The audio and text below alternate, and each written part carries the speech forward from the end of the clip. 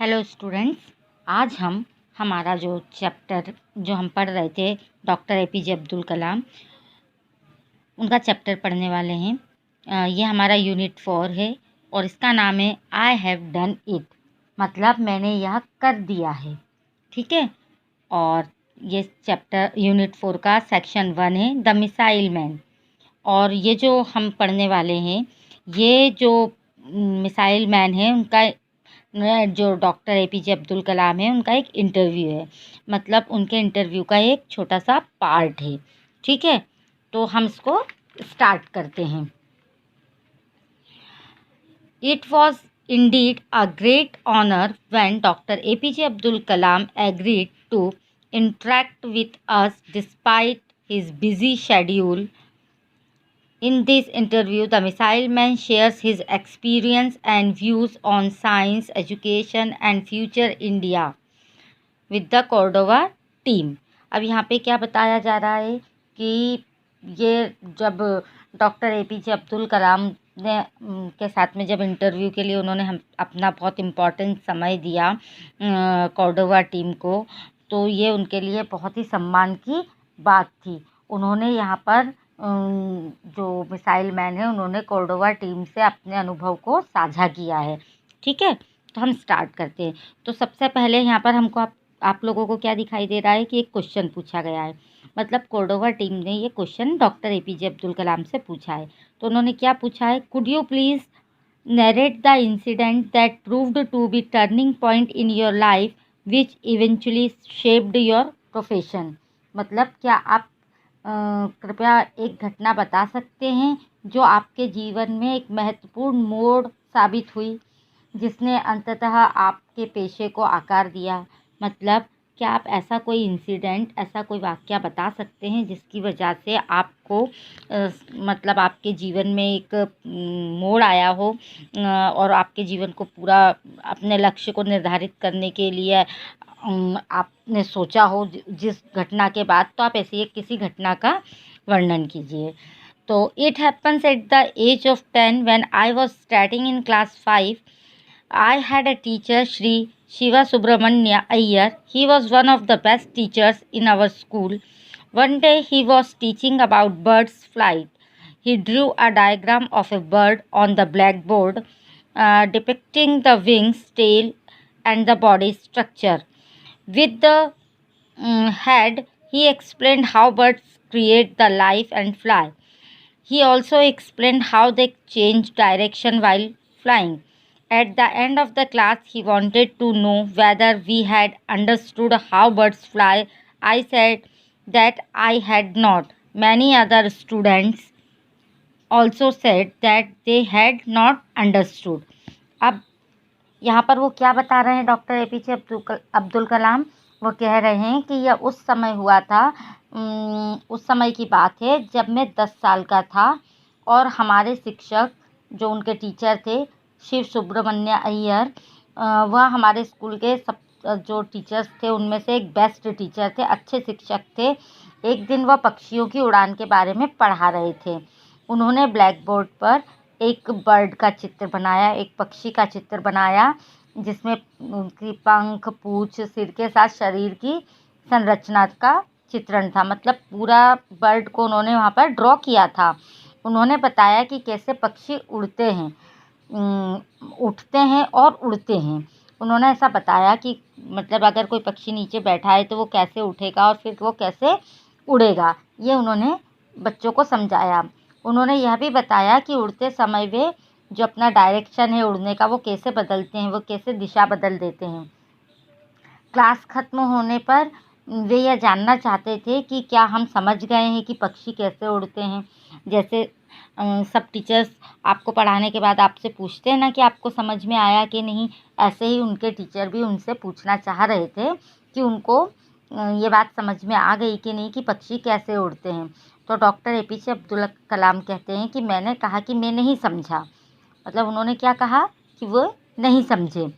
और इसी के साथ जो दूसरे स्टूडेंट्स थे, दूसरे जो अन्य छात्र थे, उन्होंने भी कहा कि वे नहीं समझे। He was not upset by our response. Instead, he took us to the seashore That evening, the whole class was on the seashore. Birds were flying and capering sweetly. He showed the seabirds flying in a formation of 10 to 20 numbers. We saw the marvelous formation of birds and we were all amazed.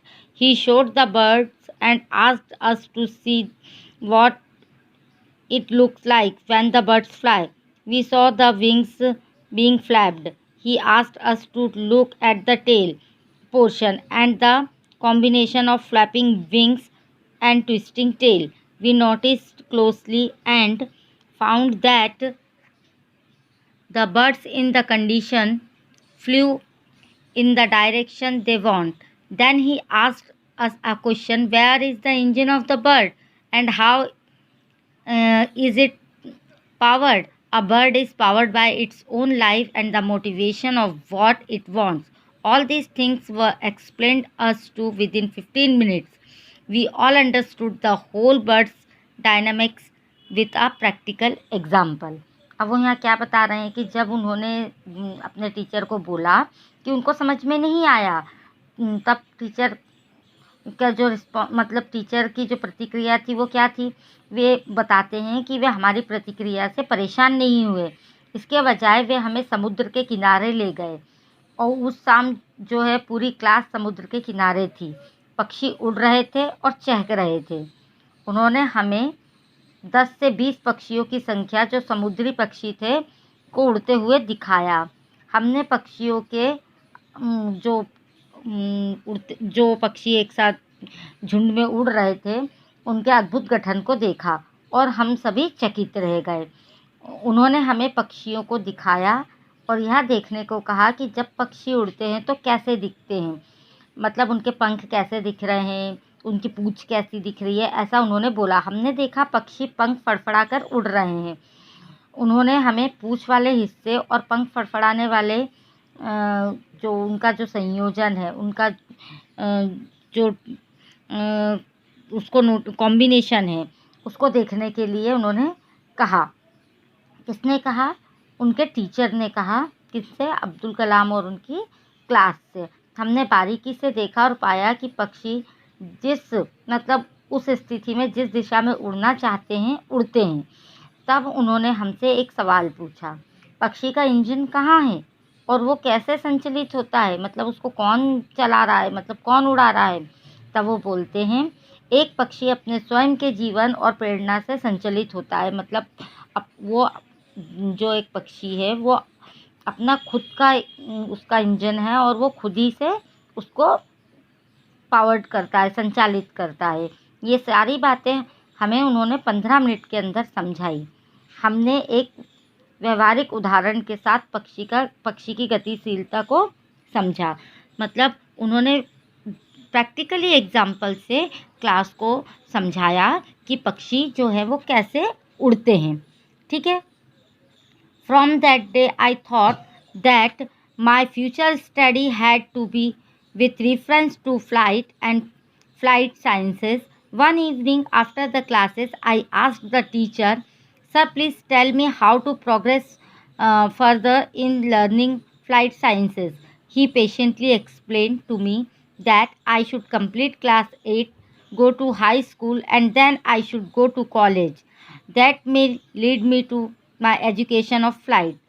This advice, the bird flying exercise given by my teacher, and the encouragement given to me to ask questions really gave me a goal and a mission for my life. When I went to college, I took physics. When I went for engineering in Madras Institute of Technology, I took aeronautical engineering. Thus, my life was transformed as a rocket engineer, aerospace engineer, and technologist. अब यहाँ पर वो क्या बता रहे हैं कि उन्होंने उनके टीचर ने उनको एक्सप्लेन किया, बिल्कुल प्रैक्टिकली एक्सप्लेन किया टीचर ने कि कैसे बर्ड्स उड़ते हैं। तो उसके बाद में वो बता रहे हैं, उस दिन से मैंने सोचा कि मेरा भविष्य का अध्ययन उड़ान और उड़ान विज्ञान के संदर्भ में रहेगा। मतलब फ्लाइंग से रिलेटेड ही उनकी स्टडी आगे की रहेगी। उन्होंने क्लास के बाद एक शाम वो बताते हैं कि मैंने अपने टीचर से पूछा, सर कृपया मुझे बताइए उड़ान विज्ञान में जो उड़ान विज्ञान है उसको सीखने में आगे कैसे बढ़ सकते हैं, आगे कैसे बढ़ा जाए। उन्होंने धैर्यपूर्वक मुझे समझाया कि मुझे क्लास 8 को पूरी करनी चाहिए, फिर हाई स्कूल जाना चाहिए और फिर मुझे कॉलेज जाना चाहिए, जो मुझे उड़ान की शिक्षा तक ले जाएगा।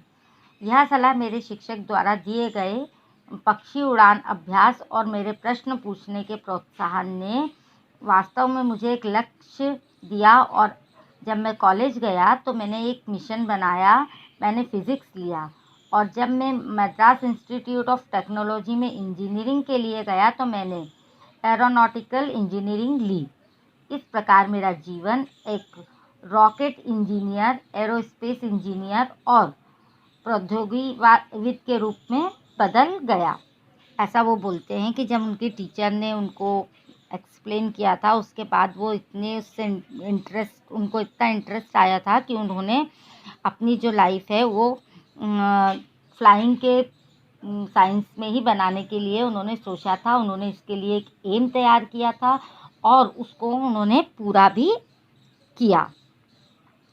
ठीक है, इतना आप लोगों को समझ में आया। अब जो उनका सेकंड क्वेश्चन है वो क्या है, we all regard you as the disputed father of the Indian missile program. Please enlighten us on the integrated guided missile development program and IGMDP and 5 of its major projects. अब यहाँ पर क्या question पूछा गया है, हम सभी आपको निर्विवाद रूप से भारतीय मिसाइल कार्यक्रम का जनक मानते हैं, मतलब फादर मानते हैं कि आपने ही मिसाइल कार्यक्रम को जन्म दिया है। कृपया एकीकृत निर्देशित मिसाइल कार्यक्रम, जो एकीकृत निर्देशित मिसाइल कार्यक्रम है उसको बोलते हैं integrated guided missile development programme, मतलब IGMDP, और उसके बारे में बताइए और उसकी 5 विशेष परियोजनाओं पर भी प्रकाश डालिए। ऐसा जो कोर्डोबा की टीम है उन्होंने उनसे क्वेश्चन किया, तो वो इसके आंसर जो देते हैं वो हम पढ़ते हैं। इन 1983 IGMDP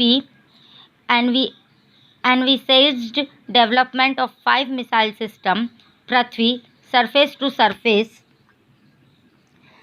missile with 150 kilometer range; Akash, medium range surface to air missile 24 kilometer range; Trishul, short range quick reaction surface to air missile 8 to 10 kilometers range; Nag, fire and forget anti-tank missile 4 kilometer range; Agni, technology demonstrator of a long range strategic missile system. During the last 25 years, 2 strategic missile systems have been fully developed and they have been produced in quantity and deployed. Akash has been ordered by the Air Force. A number of variants of Prithvi and Agni have also been developed. अब वो यहाँ पर जो IGMDP है उसके बारे में बता रहे हैं। तब वो क्या बोलते हैं कि 1983 में IGMDP ने 5 मिसाइल प्रणालियों के विकास की कल्पना की। सबसे पहली कौन सी थी? पृथ्वी थी, जिसकी रेंज कितनी थी? 150 किलोमीटर, सरफेस से सरफेस, मतलब ये जो मिसाइल है ये सतह से सतह की मिसाइल कहा जाता है इसको। दूसरी थी आकाश, जिसकी रेंज कितनी थी? 24 किलोमीटर, जो एक मीडियम, जिस मिसाइल को हम कह सकते हैं मध्यम श्रेणी की सतह से हवा में मिसाइल थी, मतलब ज़मीन पे से आकाश की ओर जाने वाली, हवा में जाने वाली मिसाइल जिसको हम कहेंगे। फिर त्रिशूल, इसकी रेंज थोड़ी कम थी, मतलब लघु रेंज वाली हम इसको कह सकते हैं, लो रेंज वाली, जो मतलब सरफेस से, सतह से हवा में ये मिसाइल जाती है और 8 से 10 किलोमीटर्स इसकी रेंज होती है, मतलब इसकी रेंज कितनी होती है? थोड़ी कम होती है।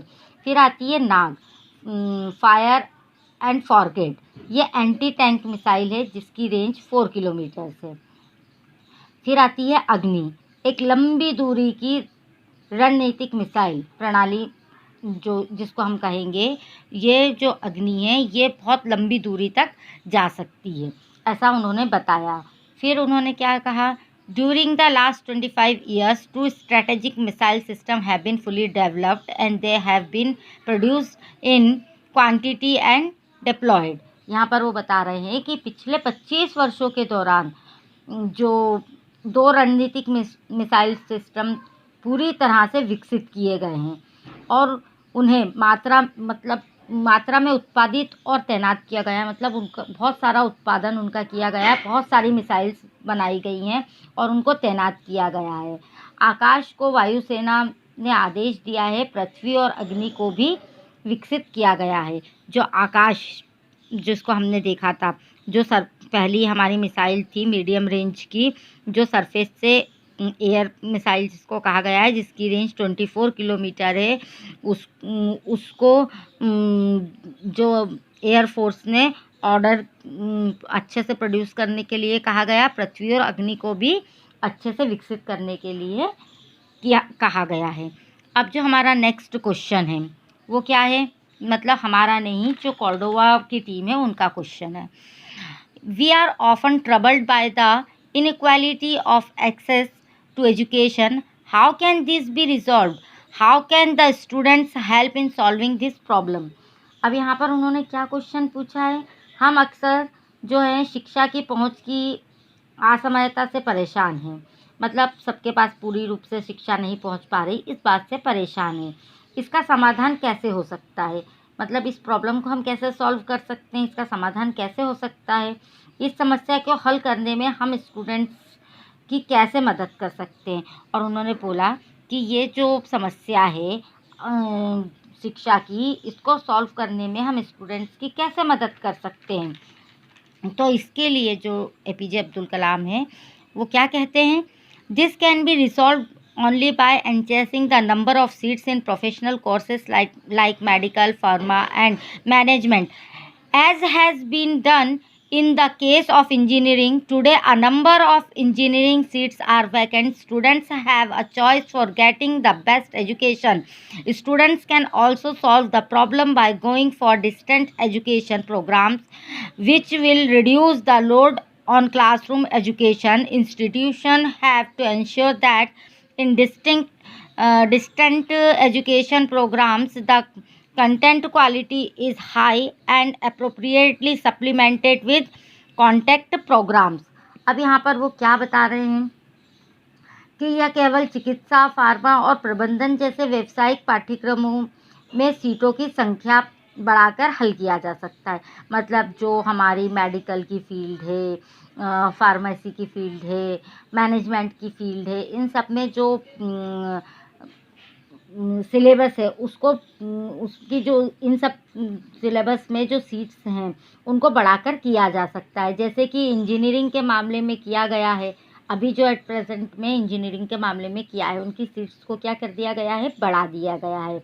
आज इंजीनियरिंग की कई सीटें खाली हैं, जिसकी वजह से क्या है कि जो इंजीनियरिंग की सीटें हैं वो बहुत सारी खाली हैं। छात्रों के पास सर्वश्रेष्ठ शिक्षा प्राप्त करने का विकल्प है।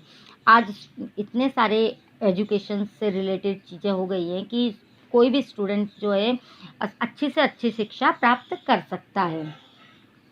जो स्टूडेंट्स हैं दूरस्थ शिक्षा कार्यक्रमों के लिए जाकर भी समस्या का समाधान कर सकते हैं। मतलब जो बाहर जाकर पढ़ के, मतलब कहीं बाहर उनको कुछ अच्छा कोर्स मिल रहा हो तो उसको पढ़कर भी वो शिक्षा ग्रहण कर सकते हैं, जिससे क्लासरूम शिक्षा का भार कम होगा। और संस्थानों को यह सुनिश्चित करना है कि जो डिस्टेंट एजुकेशन प्रोग्राम है में सामग्री की जो गुणवत्ता है, उसकी जो क्वालिटी है वो अच्छी होना चाहिए, अधिक होना चाहिए, जो संपर्क कार्यक्रमों के साथ पूरक हो। मतलब जो इतनी अच्छी उसके अंदर क्वालिटी होना चाहिए कि जो भी स्टूडेंट्स उसको सीखने जा रहा है, उसमें एडमिशन ले रहा है, वो बिल्कुल उसके अनुरूप हो, उससे कम बिल्कुल भी वो ना हो। अब हमारा जो क्वेश्चन 4 है वो क्या है, atom is usually associated with an atom bomb destruction. Please enlighten us on the brighter side of nuclear energy, how it is used for creation and development. अब यहाँ पर उन्होंने क्या क्वेश्चन पूछा है कि परमाणु आमतौर पर एक परमाणु बम है, मतलब हमें पता है कि एटम क्या है, एक एटम बम है जो विनाश के साथ जुड़ा हुआ है। जो किसके साथ जुड़ा है? विनाश के साथ। अगर एटम बम गिरता है तो विनाश ही होता है। आप लोगों को हिरोशिमा नागासाकी के बारे में पता है ना, वहाँ एटम वर्ल्ड वॉर के समय एटम बम गिरा था। आज भी वहाँ पर बहुत सारी प्रॉब्लम्स होती हैं, तो वो बहुत पावरफुल बॉम्ब है। तब वो पूछते हैं कि कृपया हमें परमाणु ऊर्जा के जो उसका उज्ज्वल पक्ष है, जो उसका ब्राइट साइड है, मतलब ये एक नुकसान वाला साइड तो हो गया है, लेकिन एक ब्राइट साइड भी होता है। जैसे एक सिक्के में दो साइड होते हैं, उसी प्रकार हर एक चीज़ में दो साइड्स होते हैं। तो वो बोलते हैं कि इसका ये तो विनाश के साथ जुड़ा हुआ है, लेकिन जो इसका अच्छा वाला साइड है उसके बारे में बताएं। इसका उपयोग निर्माण और विकास के लिए कैसे किया जाता है। फिर वो पूछते हैं कि जो ये एटम बम है, इसका हम कैसे अच्छे उसमें इसका प्रयोग कैसे कर सकते हैं। तब वो जो एपीजे अब्दुल कलाम हैं वो बताते हैं, nuclear energy can be used for power generation, medical application and irradiation of seeds for quality agriculture. वो क्या बताते हैं कि हम इसका यूज़ कैसे कर सकते हैं। वे कहते हैं परमाणु ऊर्जा का उपयोग बिजली उत्पादन के लिए किया जा सकता है, और शिक्षा के कुछ प्रयोग में भी इसका प्रयोग करने के लिए भी इसका उपयोग किया जा सकता है, और गुणवत्तापूर्ण कृषि के लिए बीजों के विकिरण के लिए भी इसका प्रयोग किया जा सकता है। मतलब अच्छी फील्ड बीजों के लिए, फील्ड के लिए जो बीज होते हैं उसके विकिरण के लिए, और मेडिकल के लिए, और बिजली उत्पादन के लिए इसका यूज़ किया जा सकता है। फिर क्वेश्चन आता है, how do you see India by 2020। आप 2020 मतलब 2020 तक भारत को कैसे देखते हैं। जो अभी हमारा एक प्रेजेंट में 2020 चल रहा है, इसके लिए उन्होंने पहले से ही इमेजिनेशन करके रखा हुआ था, उन्होंने कल्पना करके रखी हुई थी। वो क्या सोचते थे 2020 के लिए, ये अब हम इसमें आगे उनके इंटरव्यू में जो उन्होंने आंसर दिया है उसमें पढ़ते हैं। I visualize the following distinctive profile for India by 2020। वो यहाँ क्या कहते हैं, उन्होंने कहा कि मैं 2020 तक भारत को निम्नलिखित विशिष्ट प्रोफाइल की कल्पना करता हूँ भारत के लिए। मतलब ये सब उनका इमेजिनेशन था, वो चाहते थे कि इंडिया जो है वो 2020 तक कैसा हो जाए। तो सबसे फर्स्ट नंबर पे a nation where the rural and urban divide has reduced to a thin line. उन्होंने कहा सबसे पहला वो क्या सोचते हैं, क्या इमेजिन करते हैं कि एक ऐसा देश जहां ग्रामीण और शहरी विभाजन एक पतली रेखा तक कम हो गया हो। मतलब आज हमने देखा है कि जो ग्रामीण और शहरी क्षेत्र है इसमें बहुत सारा डिफरेंस आ जाता है। तो उन्होंने, लेकिन अभी एट प्रेजेंट में थोड़ा कम हो गया है, तो ऐसा ही उन्होंने इमेजिन भी किया था। फिर B, a nation where there is an equitable distribution and adequate access to energy and quality water. अब उन्होंने क्या बोला कि एक ऐसा देश जहाँ समान वितरण और ऊर्जा और गुणवत्ता वाले पानी के पर्याप्त पहुँच हो। जैसे बहुत सारी जगहों पर पानी नहीं पहुँच पाता है, लोगों को पानी की बहुत परेशानी होती है।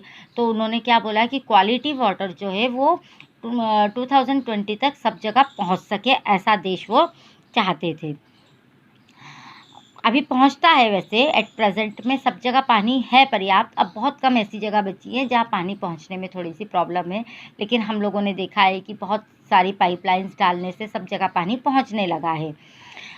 A nation where agriculture, industry and service sectors work together in symphony. अब उन्होंने क्या बोला कि एक ऐसा राष्ट्र जहाँ कृषि और जो उद्योग है, मतलब जो एग्रीकल्चर है और जो इंडस्ट्रीज़ हैं वो, और मतलब सेवा के क्षेत्र में एक साथ सिम्फनी से काम करें, मतलब बिल्कुल एक साथ एकजुट होकर वो काम करें।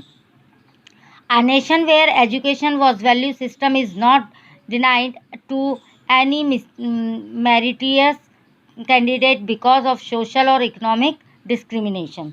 अब यहाँ उन्होंने सबसे बड़ी बात बोली है कि एक ऐसा देश जहाँ सामाजिक या आर्थिक भेदभाव के कारण किसी भी मेधावी उम्मीदवार को मूल्य प्रणाली के साथ शिक्षा से वंचित नहीं किया जाता है। मतलब जैसे अभी हम देखते हैं कि आरक्षण के कारण जो बहुत अच्छे परसेंटेज लेकर आते हैं वो लोग भी रह जाते हैं, क्योंकि जो SC SC OBC मतलब जो भी है कास्ट सिस्टम कर दिया है, उसके साथ में मार्क्स को उन्होंने उसके अकॉर्डिंग कर दिया है, तो बहुत प्रॉब्लम आती है। तो वो चाहते थे कि 2020 तक ऐसा ना हो। A nation which is the best destination for the most talented scholars, scientists and investors। अब वो क्या बोल रहे हैं, एक ऐसा राष्ट्र जो सबसे प्रतिभाशाली विद्वानों, वैज्ञानिकों और निवेशकों के लिए सबसे अच्छा गंतव्य, मतलब सबसे अच्छी जगह हो, वैज्ञानिकों के लिए, विद्वानों के लिए, प्रतिभाशाली जो हों उनके लिए सबसे अच्छा स्थान हो, ऐसा वो उसको 2020 में इंडिया को सोच रहे हैं। A nation where the best of health care is available to all। यहाँ पर वो क्या बोल रहे हैं, एक ऐसा राष्ट्र जहाँ स्वास्थ्य सेवा सबसे अच्छी उपलब्ध हो, मतलब सबसे अच्छी हेल्थ केयर जो हो वो हमारे यहाँ, ऐसा वो 2020 तक इमेजिन कर रहे हैं इंडिया को। A nation where the government is responsive, transparent and corruption free।